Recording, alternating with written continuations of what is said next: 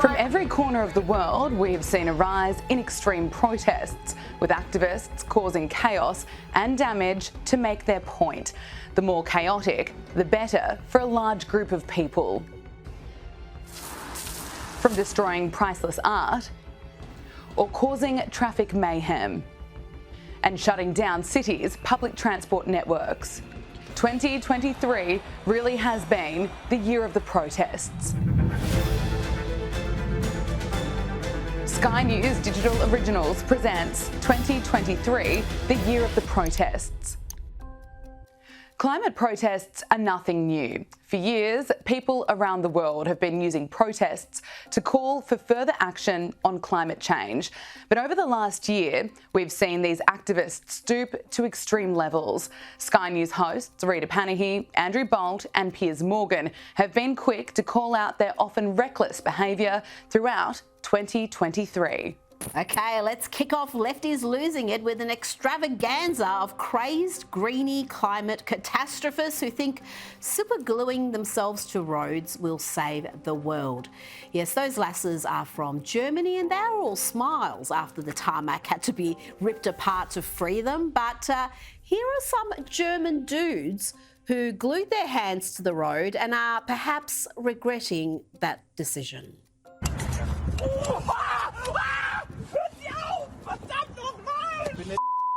Nicht mal mit seinem Finger und das macht er mit Absicht und Aufmerksamkeit. Ich simuliere überhaupt keine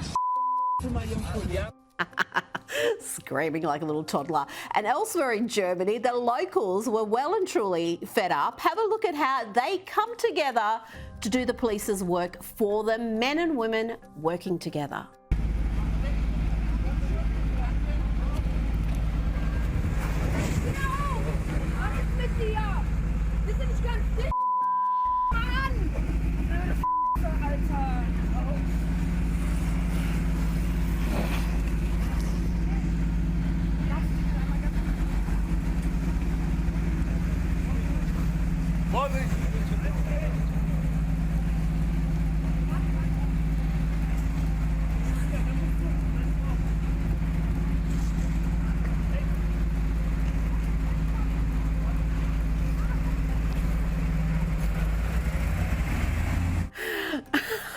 Say, I love the work of the ponytail lady. That double-handed grip was beautiful.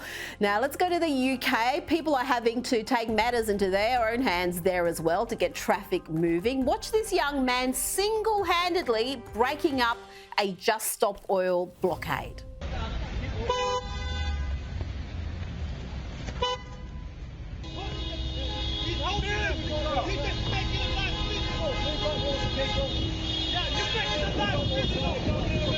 Really, the cops should be doing that, but they are too busy, I don't know, harassing people about memes and misgenderings. And the cops were nowhere to be found as eco-terrors vandalised the Department for Energy Security and Net Zero. Have a look.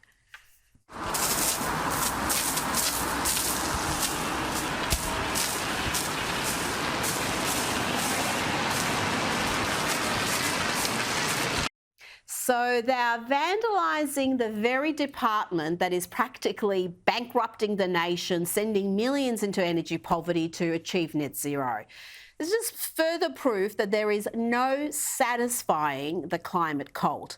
And finally, let's take one final look at this lunacy where a mob wearing T-shirts saying, "Stop pissing everyone off," surrounding the Just Stop Oil activists to momentarily stop them from blocking roads. But apparently they were all part of the same climate call. It's hard to keep up with this. For months and months, police have let so many global warming streams from Just Stop Oil block traffic, particularly in London, driving motorists absolutely nuts. Now, exquisite revenge. Some people have smuggled themselves into a Just Stop Oil meeting, tied rape alarms to balloons and let them go, float to the top of a very, very high ceiling. And what a racket. Have a listen.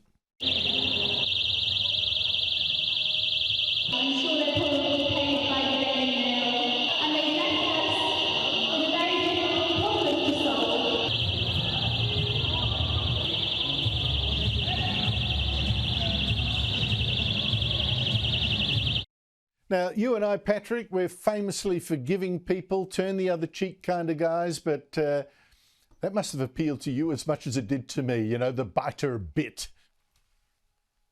I thought it was absolutely brilliant. So this is a group that want to Just Stop Oil. They are called Just Stop Pissing Everyone Off, which is fantastic in itself. that event that Just Stop Oil were hosting was, get this, an event where they could all step back, grieve for what will be lost, praise themselves for what they have achieved so far. The menu, of course, was vegan. I'm not being funny, Andrew. I don't know about you, but if I had to attend that event, I think I would welcome the towering inferno of the end of the earth, and I would want it incredibly quickly. But yes, this group of pranksters have decided that they are going to disrupt them as much as possible. Look, it's great because Just Stop Oil should be environmental terrorists in my book. They rely on British decency to not get an absolute kicking. They've got a taste of British humour there. I think they should get a taste of Chinese justice. Go and protest over in China and spend the rest of your life in a gulag. Well, look, I think you're absolutely true. Right here, I mean, when you have a look at the sort of vandalism that have been involved, you know, disrupting Wimbledon, chucking stuff at paintings, I mean, Van Gogh paintings, talk about offending me. Yeah, right, fine. I mean, if the police won't step in, this is what you have to get, I think. Otherwise, they won't be intimidated.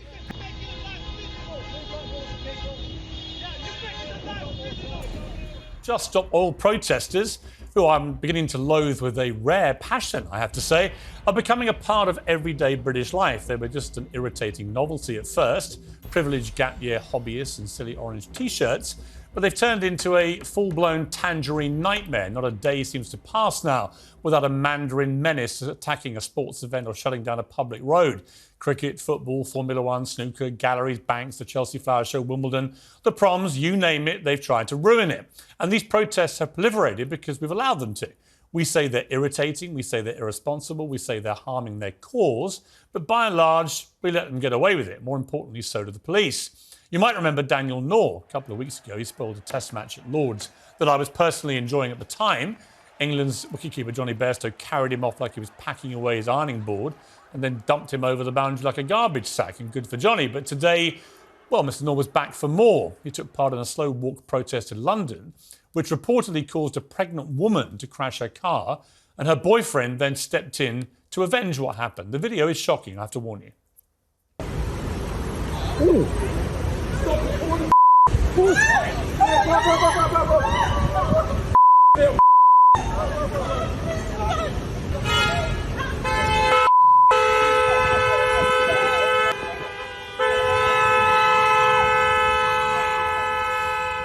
Well, a shocking incident. To be clear, I don't condone the violence. I don't think motorists should take the law into their own hands. But where exactly is the law? Where were the police? I can sympathise with the anger someone feels if they're trying to go about their day to get to a hospital appointment or to see their families, or the anger of someone who sees his pregnant partner involved in a collision because of a protest and then an argument in the street with those protesters. Now, they haven't done anything wrong. They're not pumping oil. They're just trying to get to work. Public anger with these protests is simmering to boiling point. In the absence of common sense policing, this is going to inevitably be the result. A growing number of protesters are simply dealing with it themselves. It's only a matter of time before one of them gets seriously injured. And the best way to prevent that is possibly this.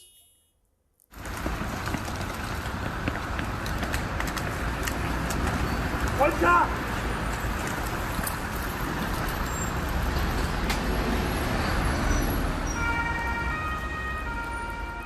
Well, that's how they do it in Germany. No nonsense, just get them out of the way. And that's how we should be doing it here, in my view. If Just Stop Oil won't stop being complete prats, to put it mildly, the police should step up and save them from themselves.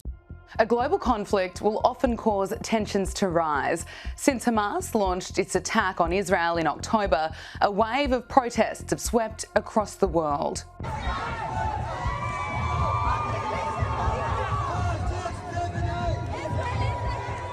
Major cities like London have seen many protests unfold.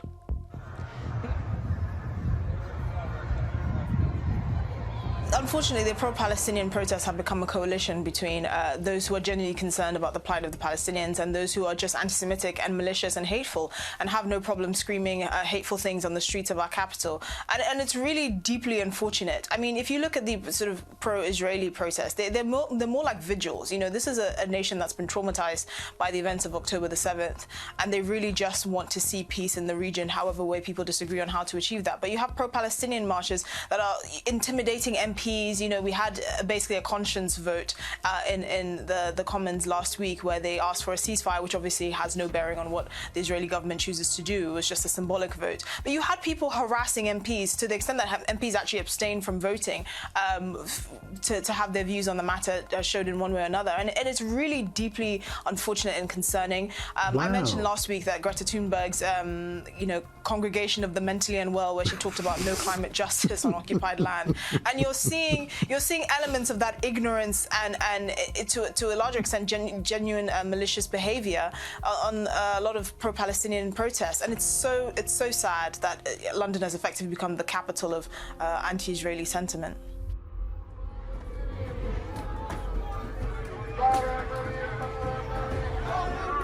The iconic streets of New York have also seen many pro-Palestine demonstrations over the last few months. Many of those protesting are young children. They're not just crazy kids who are dumb.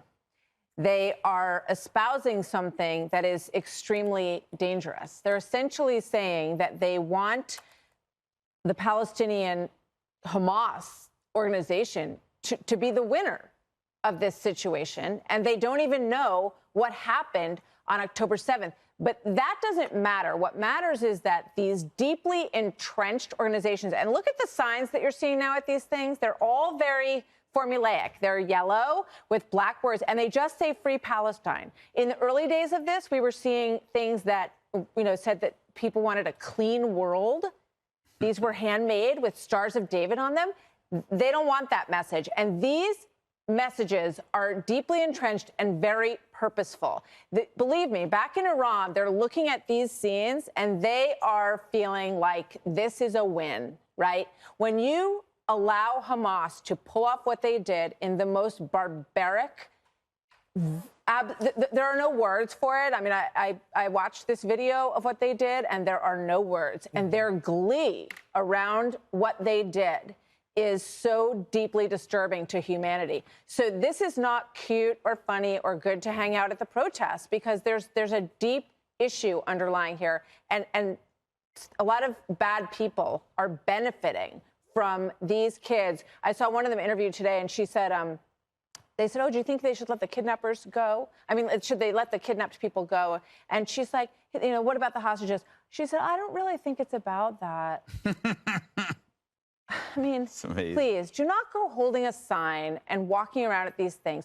Do your homework. Figure out what happened. And then if you genuinely want to go out and protest, then do it. But you are feeding into a dangerous narrative here. At least be smart enough to understand what you're talking about. Pro-Palestine protests have also swept across university and college campuses, highlighting how students and teachers appear to be more interested in identity politics and social issues.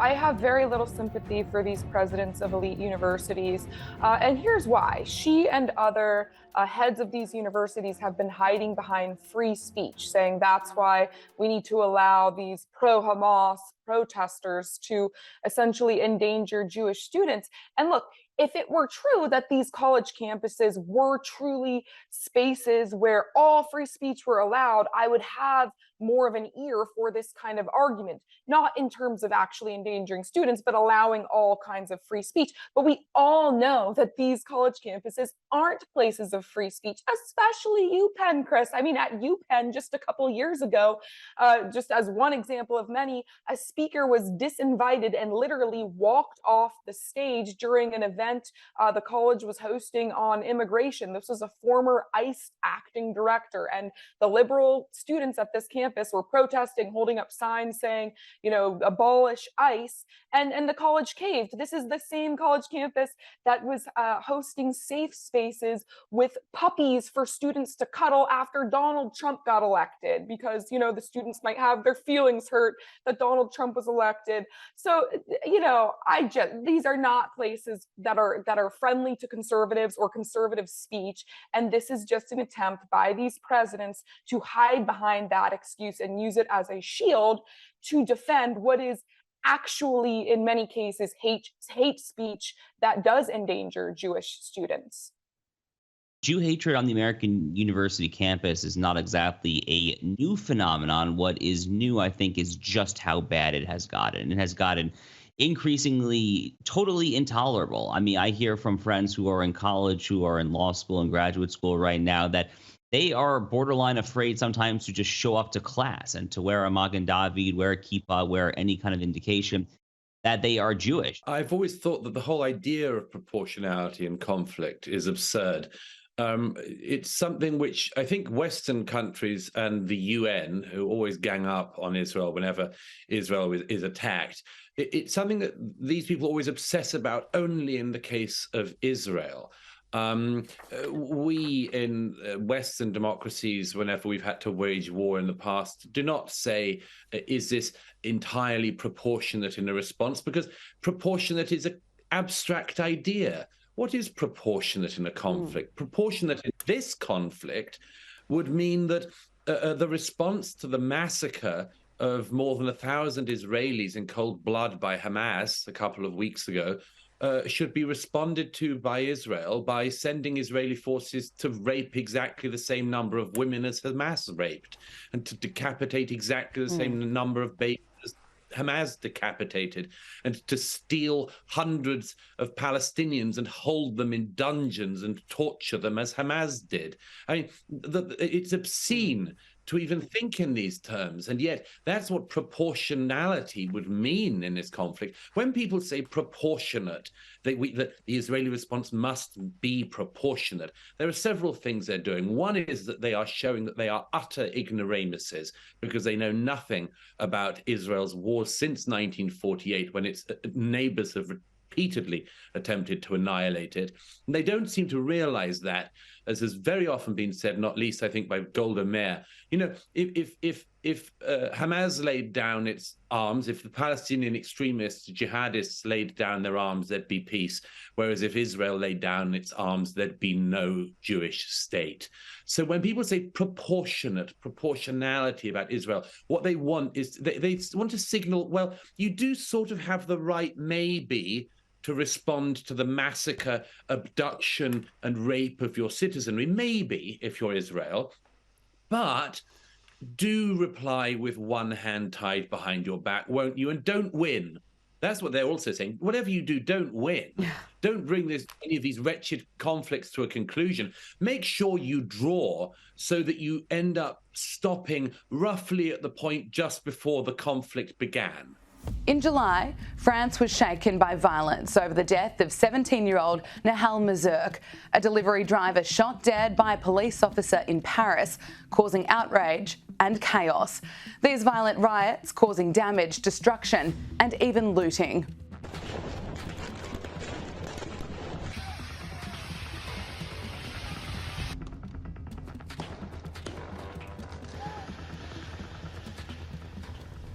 Là, c'est abusé. Regarde, regarde, regarde. Je guettais le accent de Sevran. Au nom de Dieu, le accent de Sevran, il a brûlé. Wallah.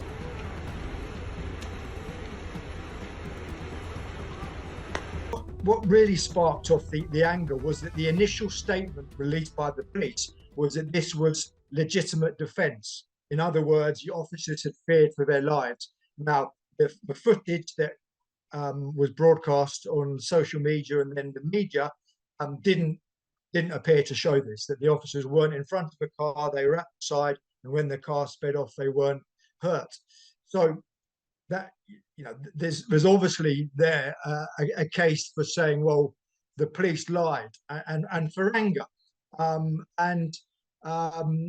that then within 48 hours, you had schools being attacked. 250 schools across France were either firebombed or vandalized in some way. 1,000 buildings in total. 6,000 cars have been torched. Many, of course, in working class areas and in areas where there is people of an immigrant background who need these cars to get to work. And it's madness. And so the violent rioters have alienated many of the people who should be on their side, who should be saying, well, is this a case of police brutality, of injustice? And suddenly they're finding that their cars are being burned, their shops, which are supermarkets, which employ a lot of local people in quite deprived areas, burned to the ground. So now we have 24 people out of work. It's just anarchy, and it's completely destroyed the initial cause, which was the death of a 17-year-old. And so it's been hijacked. That's right, by thugs on the estate, and also this element of the far left that just loves fighting the police and fighting the government.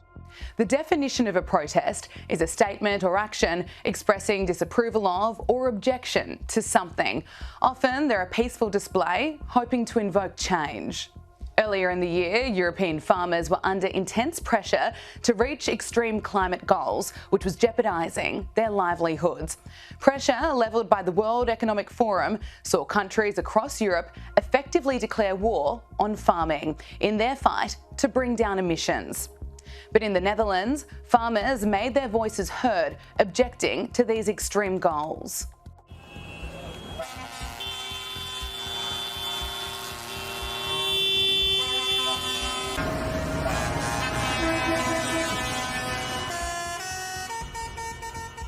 The Dutch government is embarked upon insane efforts to slash greenhouse gases and reduce the amount of nitrogen ammonia in the soil by 30 to 70% by 2030, or even by up to 95% in some places, in order to meet green EU climate change targets that Holland has signed up to.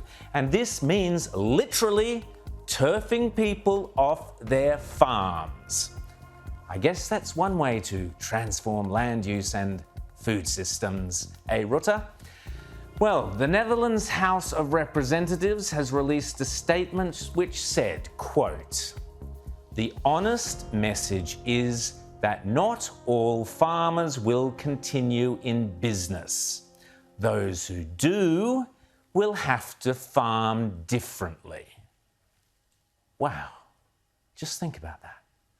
But everyday hard-working Dutch family farmers and others are now involved in massive and growing protests.